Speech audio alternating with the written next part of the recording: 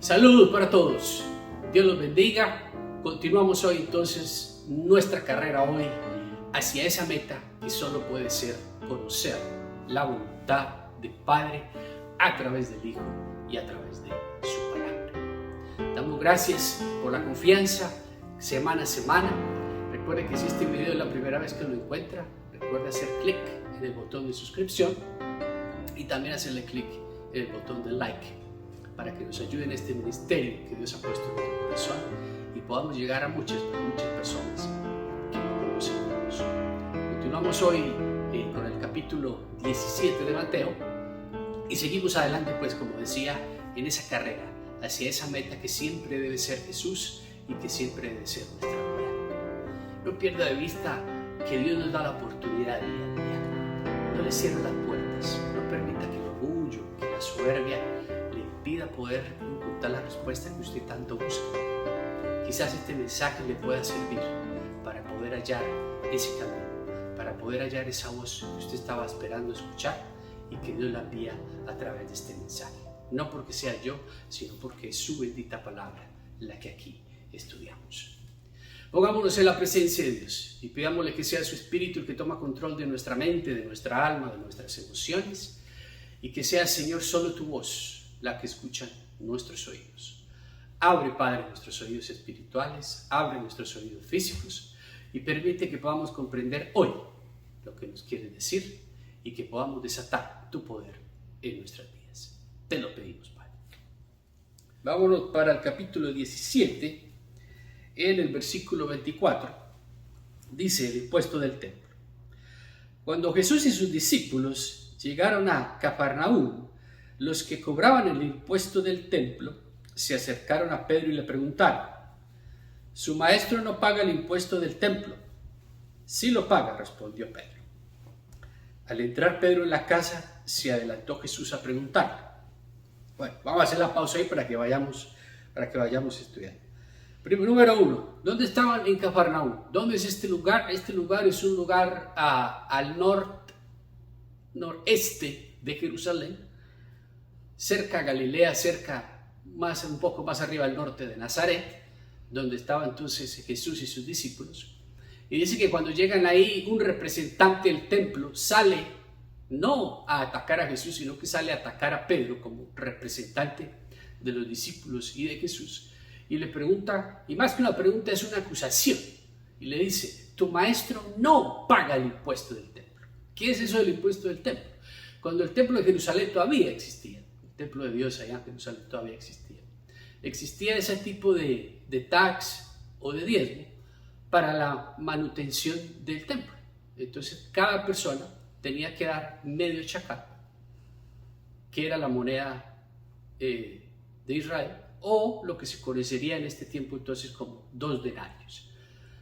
Y entonces por eso cuando Pedro escucha la pregunta o la acusación más bien de este representante, le dice: sí lo paga. Ya Jesús sabía lo que había pasado. Por eso el texto dice que antes de que Pedro hablara, o dicho de otras palabras, Jesús se le adelantó a Pedro porque él ya sabía lo que le iba a decir y lo que le iba a preguntar. Pero como nosotros ya tenemos todo ese conocimiento y esa revelación del Espíritu, sabemos lo que esto verdaderamente significa. Si usted no lo tiene, bueno, hay que buscar, hay que pedirlo en oración y en ayuno a Dios. Al entrar Pedro en la casa, se adelantó Jesús a preguntarle: ¿tú qué opinas, Simón? Los reyes de la tierra, ¿a quiénes cobran tributos e impuestos? ¿A los suyos o a los demás? A los demás, contestó Pedro. Entonces los suyos están exentos, le dijo Jesús. Pero para no escandalizar a esta gente, vete al lago y echa el anzuelo. Saca el primer pez que pique, ábrele la boca y encontrarás una moneda. Tómala y dásela a ellos por mi impuesto y por el tuyo. Fíjense la analogía que Jesús utiliza para explicarle a Pedro y para explicarle a nosotros acerca de este tema, que también califica y cabe dentro de nuestra actualidad. Quizás no exista el templo de los hebreos o de los judíos, allá en Jerusalén, y ya no se recoja ese diezmo, pero sí existe ese mandato desde el tiempo de Abraham y desde antes, para nosotros como su iglesia, como su pueblo, de dar ese diezmo o ese tax para la manutención de los templos. Eso le pregunta a Pedro, le dice: ¿a quiénes cobran tributos e impuestos? ¿A los suyos o a los demás? ¿Qué significa eso?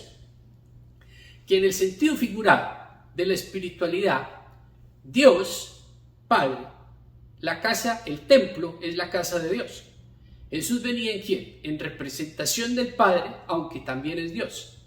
Y todos nosotros, en este caso, en específico los discípulos, eran ya hijos de Dios, eran ya hermanos, entonces también estaban exentos del impuesto.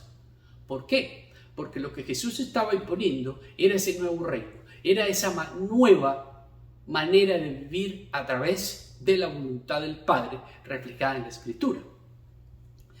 Y por eso le dice, o sea que los demás están exentos, pero nosotros no.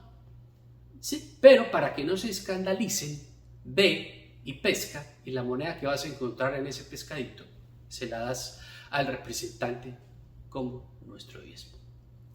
Parece un ejemplo bastante gráfico, sin mucha importancia, pero podemos rescatar esto. ¿Por qué le dice Jesús, ve al lago y pesca? ¿Cuál era la ocupación de Pedro? Pescador, ¿verdad? Él no le dijo, vaya a la artesanía y construya una taza o haga cualquier otra cosa y de ahí saque el dinero, ¿no?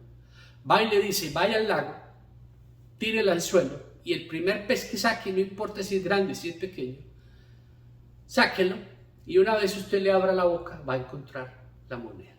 ¿Cómo interpretamos eso? ¿Cómo lo ponemos en nuestra vida espiritual? Exactamente igual. ¿De dónde proviene ese diezmo, ese tax o ese dinero que estamos mandados a llevar al templo? De su profesión, de su trabajo, de su fuente. Por eso nosotros también hoy tenemos la obligación de llevar ese tax o ese diezmo al templo, a la iglesia donde usted pertenece o al lugar que usted haga. ¿Proveniente de dónde? Del fruto de sus manos, de lo que usted hace, de lo que Dios le da, porque lo que hacemos con nuestras manos y el trabajo que Dios nos ha dado es parte de la bendición de Dios, y de esa bendición entonces Él solo nos pide, en este caso, el 10%. Es nuestra obligación entonces ese 10% llevarlo al templo, sin importar lo que los demás piensen, sin importar lo que los demás digan.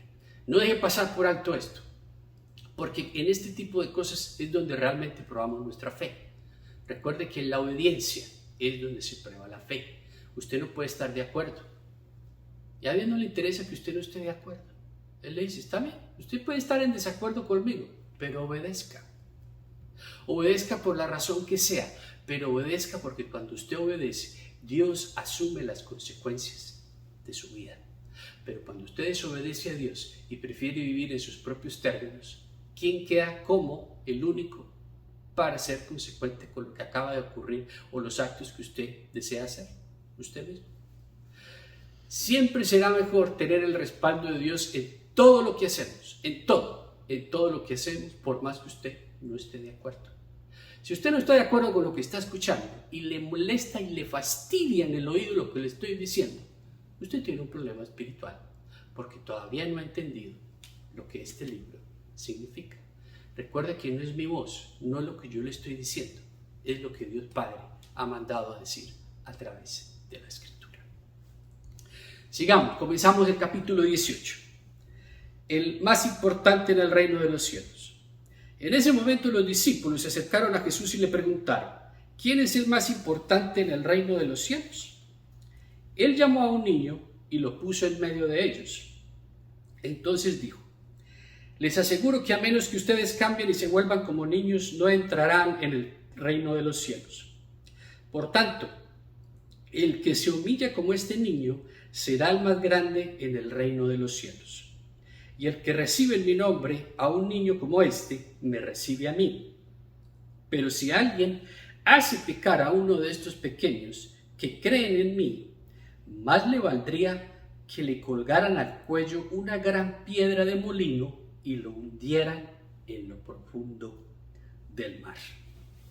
Ya pues, qué advertencia tan gráfica y tan importante la que Jesús nos está dando a conocer hoy.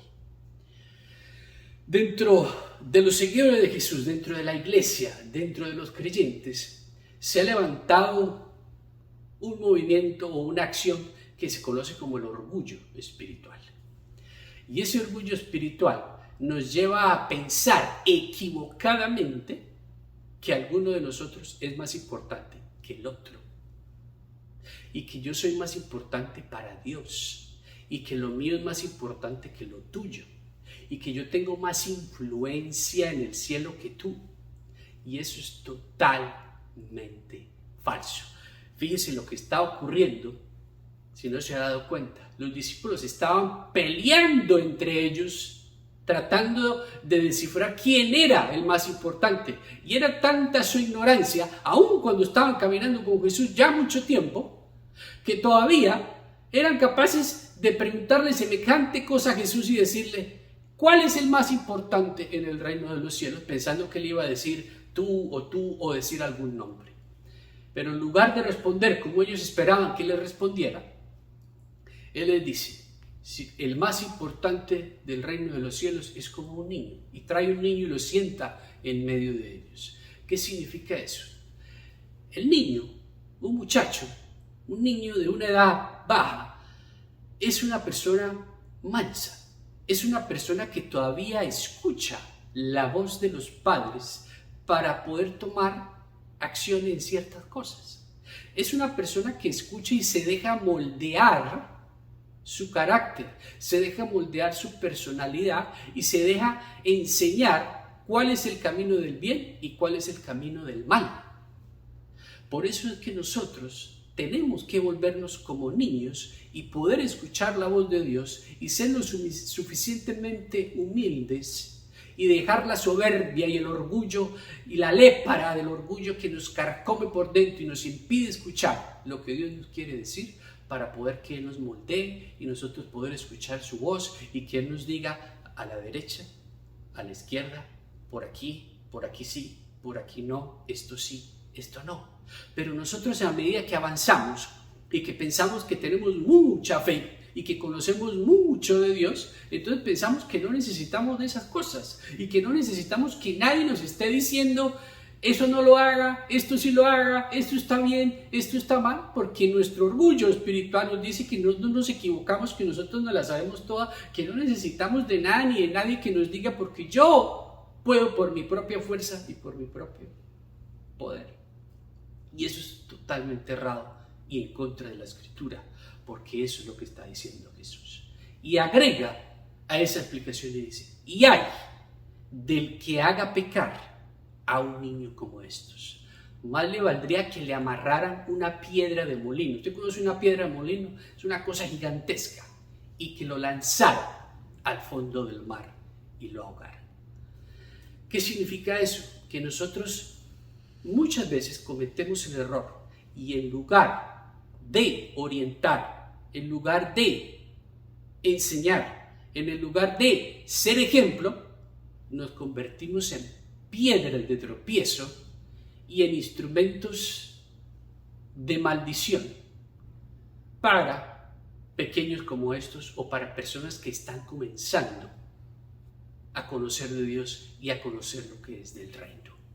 Por eso el Señor lanza esa advertencia: no sea piedra de tropiezo, más bien deje su orgullo, conviértase, sea genuino en su arrepentimiento y haga lo que Dios le está diciendo. Y continúa Jesús diciendo: hay del mundo por las cosas que hacen pecar a la gente, inevitables que sucedan, pero hay del que hace pecar a los demás.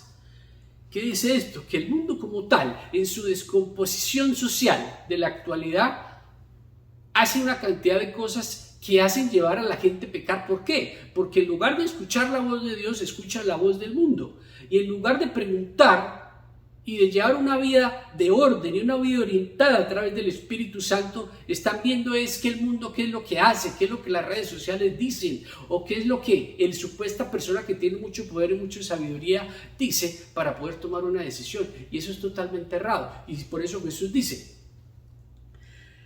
hay por esas cosas que hacen pecar a la gente, inevitable es que sucedan, pero hay del que hace pecar a los demás. ¿Qué quiere decir eso?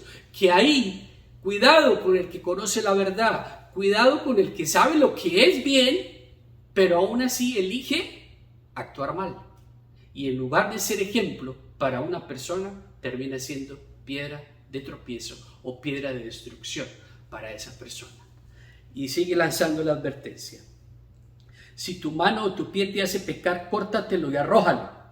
Más te vale entrar en la vida manco o cojo que ser arrojado al fuego eterno con tus 2 manos y tus 2 pies. Lo voy a volver a leer para que lo entienda. Más te vale entrar en la vida. ¿Qué significa entrar en la vida? ¿Cuál es la vida? ¿Cuál es nuestra verdadera vida? ¿Cuántas veces ya lo hemos dicho? El reino de los cielos. Más nos vale entrar en el reino de los cielos mancos o cojos, como dice Jesús, que ser arrojado al fuego eterno con tus 2 manos y tus 2 pies. Y si tu ojo te hace pecar, sáquetelo y arrójalo. Más te vale entrar tuerto en la vida que con 2 ojos ser arrojado al fuego del infierno. Y aquí Jesús 2 veces lanza la advertencia en el mismo, en 2 versículos seguidos. Más te vale que pierdas el ojo, que pierdas la mano, que pierdas el pie, a que seas arrojado, ¿a dónde? Al fuego del infierno. Está hablando entonces, refiriéndose nuevamente a ese acto o a ese acontecimiento del juicio final, donde todos los vivos y los muertos tendremos que dar parte de todo lo que hemos hecho y de lo que no hemos hecho. Porque recuerde que la Biblia nos enseña que todo aquel que sabe hacer el bien y no lo hace, le cuenta como pecado. ¿Qué significa eso? Que una actitud de negligencia o de simplemente indiferencia donde yo lo hago, pero como yo no hice, entonces yo no caigo en ninguna culpa. Eso es totalmente falso y por eso el Señor lo dice y lo está enseñando, y si usted lo está escuchando hoy es porque lo necesita escuchar. De lo contrario, de estas cosas no se hablaría. La reflexión de esta semana entonces: ¿qué tan buen ejemplo somos para el mundo? ¿Qué tan buen ejemplo somos para que una persona que es como un niño en la fe pueda llegar más adelante a los pies de Dios? Recuerde que esto lo hemos hablado muchas veces y que ya el método de evangelización de llevar la Biblia debajo del brazo y de darle en la cabeza a la gente con ella para que entienda, eso ya está pasado de moda, eso ya no existe, eso ya no se usa. Usted lo puede hacer y quizás en muchas otras comunidades y en otros lugares pueda servir, pero en nuestra actualidad y en la sociedad actual que vivimos, eso ya no funciona. Por eso el verdadero y auténtica manera de evangelización y de poder llevar a una persona al reino y a los pies de Dios es a través de nuestro ejemplo. Por eso Dios manda la advertencia y nos dice: más te vale entrar ciego, sordo, cojo, manco, que entrar con todas las partes de tu cuerpo. ¿Qué significa eso? Que hay actitudes en nuestra vida, que hay actos en nuestra vida que nos convierten en esas personas que no son el reflejo de Dios. Y cuando una persona que está buscando de Dios y ve y sabe que nosotros somos supuestamente del rebaño de Dios, ¿qué va a decir esa persona? ¿Yo para qué quiero ir a buscar a Dios si voy a ser igual que Él? Por eso nosotros tenemos que vivir conforme a lo que creemos. Tenemos que vivir conforme a lo que decimos que creemos. Tiene que existir una coherencia en nuestros actos y en nuestra vida íntegra, totalmente íntegra, que tenemos que llevar conforme a lo que Dios dice, porque es Dios el que siempre está encima de nosotros, no como un juez justiciero, sino como esa luz que ilumina nuestro camino, como esa voz que nos ayuda a tomar las decisiones, como esa persona que siempre está disponible para ayudarnos en los momentos de dificultad. Por eso nuestra obligación es ser de la misma manera, es poder ser parte de la solución, es poder ser parte de la respuesta, no ser parte del problema. No podemos actuar con indiferencia ante el mundo, no podemos decir el mundo se está destruyendo, no importa lo que yo haga porque sí, vale la pena. Usted sabe que por cada acto de bondad que usted pueda hacer, aunque usted piense que nadie lo está viendo, aunque usted piense que no importa, usted puede transformar el mundo. ¿Usted sabe cómo estamos llamados nosotros a transformar y a cambiar este mundo? A través de los actos de bondad que Dios quiere hacer a través de nuestra vida y a través del poder del Espíritu Santo, que es Dios mismo que vive dentro de nosotros. Usted le permite a Dios tener esos actos de bondad a través de usted para la humanidad. No se le olvide que Dios no lo necesita, pero Él nos quiere usar. Nosotros somos su voz, nosotros somos sus manos, nosotros somos sus brazos.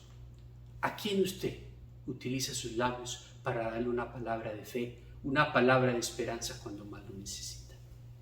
Usted utiliza los brazos para darle ese abrazo a esa persona que necesita consuelo. Usted utiliza su conocimiento bíblico para poder ayudar a las personas a llegar a donde tienen que llegar en el sentido de la espiritualidad de Cristo.